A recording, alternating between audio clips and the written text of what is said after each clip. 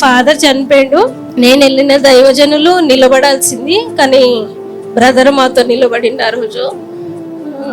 నేను ఇంకా అక్కడ మానేసి బ్రదర్గా రావడం జరిగింది. ప్రైజ్ ది లార్డ్ అండి. ప్రైజ్ ది లార్డ్ ప్రాఫిట్ గారు. నాకు ఈ సమయం ఇచ్చిన దైవజనికి వందనాలు చెల్లించుకుంటున్నాను.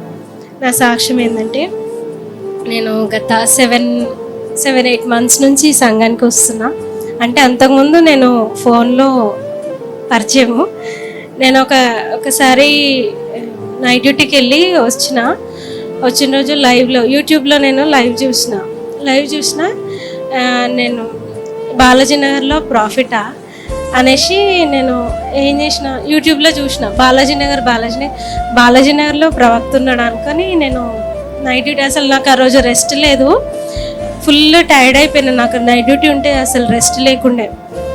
ఏం చేసిన, ఇక్కడ చూసి అడ్రస్ యూట్యూబ్ లో చూసి వచ్చావు. నేను నీకు ఫోన్ చేసి పిలిచిన అమ్మ యూట్యూబ్ లో చూసి వచ్చినావా? నిజమేనా? వాస్తవేనా? నీకు ఫోన్ చేసి పిలవలే కదా?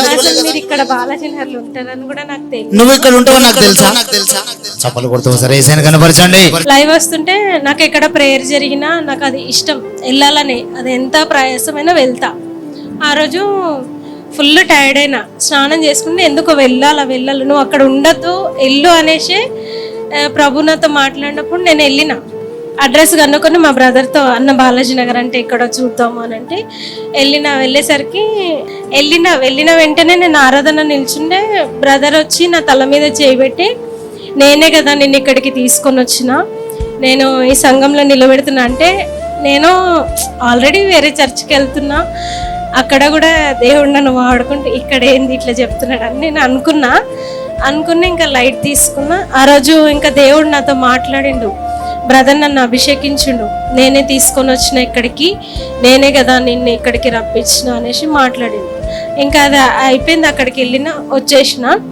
మళ్ళీ ఇంకా మా హస్బెండ్తో అన్న, ఇట్లా నేను యూట్యూబ్లో చూసి వేరే సంఘంలో సేమ్ ఎట్లా చెప్తున్నారో అంతకంటే బలంగా చెప్తున్నాడు బ్రదర్ అనేసి నేను వెళ్ళిన.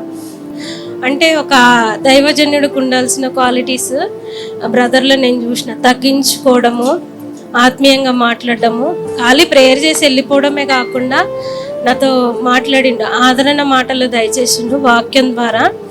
నేను చాలా ఇంకా దేవుడు నాతో మళ్ళా ఫ్రైడే రోజు వచ్చినప్పుడు మాట్లాడిండు, దేవుడు నేను ఇక్కడ స్థిరపరచబోతున్నాడు అని. అంటే నేను చాలా వేదనతోటి ఉండే, అన్ని ఇయర్స్ అక్కడ ఉన్న నేను ఎట్లా రాగలుగుతా ఇక్కడ, అది ఇదన్న మైండ్